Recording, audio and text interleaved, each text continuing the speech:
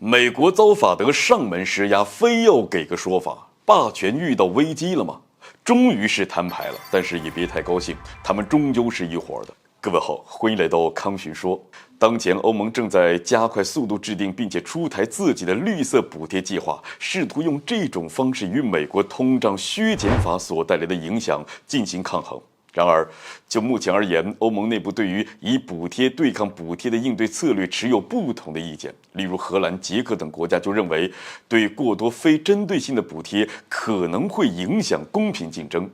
欧盟还在就应对策略进行讨论，但是按照一名欧盟外交官的说法，针对欧盟相关企业面临是否要将生产链转移至美国的压力，欧盟线下迫切需要在清洁技术领域传递积极的信息。那值得注意的是，在美国出台通胀削减法之前，已经有一些德国汽车制造商为了节省物流以及运输的成本，开始在美国设厂生产纯电动汽车了。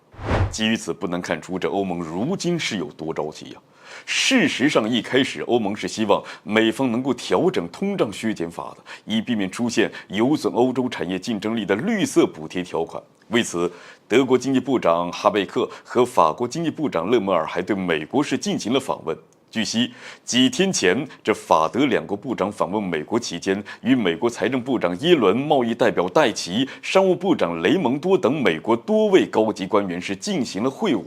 原本法国两国部长是想要借此表达对美方窃取欧洲绿色产业投资的担忧，希望美国不要试图劝说欧洲企业把工厂搬到美国。可是美方态度显然非常坚定啊。我们希望确保所有发展清洁能源所需要的关键原材料都能够供应充足，不管是电池、太阳能板。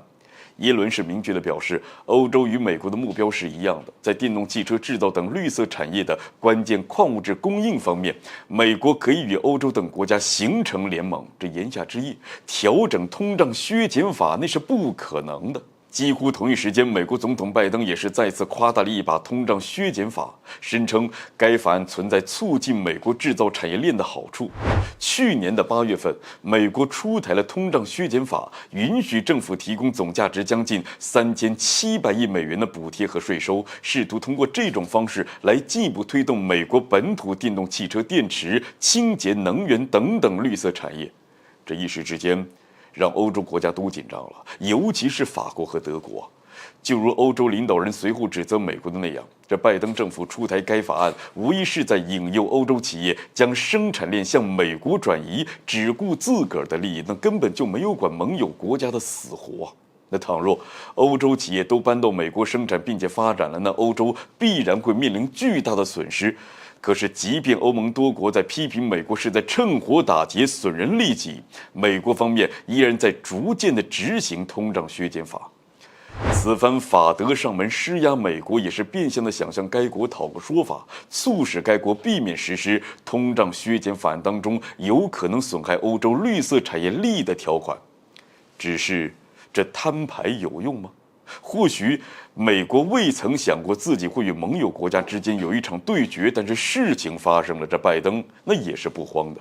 以法德等欧洲国家的奴性，这估计美国一个电话他们就老实了。那表面上法德敢上门去向美国施压，那像是意味着霸权在遭遇危机，但实际上呢，我们也不要高兴得太早。那他们终究是一伙的呀，至少美国一招手，这欧洲国家那还是会屁颠屁颠的给跟上去。好了，本期节目就进行到这儿，欢迎点赞转发，留下您的精彩评论。